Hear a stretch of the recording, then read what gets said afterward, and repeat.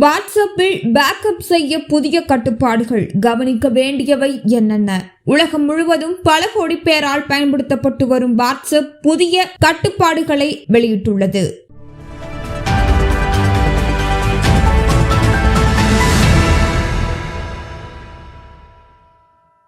வேலை, படிப்பு, தகவல்களை பகிர்தல் விஷயங்களுக்கு வாட்ஸ்அப் இன்று மிக முக்கியமானதாகிவிட்டது. அது மட்டுமின்றி போட்டோஸ், வீடியோஸ், ஃபைல்ஸ் என்று பலவற்றை நொடியில் பரிமாற இந்த செயலியை பலரும் உபயோகப்படுத்தி வருகிறார்கள். ஆரம்பத்தில் இருந்தே வாட்ஸ்அப் நிறுவனம் ஆண்ட்ராய்டில் ஸ்மார்ட் போன் பயனர்களுக்கு அன்லிமிட்டெட் பேக்கப்களை வழங்கி வருவது குறிப்பிடத்தக்கது. ஆனால் கூகுள் சமூக மேலாளர் ஜேமி ஆண்ட்ராய்டில் இலவச அன்லிமிட்டெட் பேக்கப் வழங்குவதை வாட்ஸ்அப் நிறுத்துவதாக அறிவித்துள்ளார். அதனால் இனி வாட்ஸ்அப் சாட் மற்றும் மீடியா பேக்கப் கூகுளின் 15 GB கிளவுட் ஸ்டோரேஜை பயன்படுத்திக் கொள்ளும் என தெரிகிறது. மேலும் இந்த டிசம்பர் 2023 முதல் வாட்ஸ்அப் பீட்டா பயனர்களுக்கு அறிமுகம் செய்யப்படும் என்றும் 2024 ஆண்டின் முதல் பாதியில் இருந்து அனைத்து ஆண்ட்ராய்டு பயனர்களுக்கும் மெதுவாக அறிமுகப்படுத்தும் என்றும் தெரிவிக்கப்பட்டுள்ளது.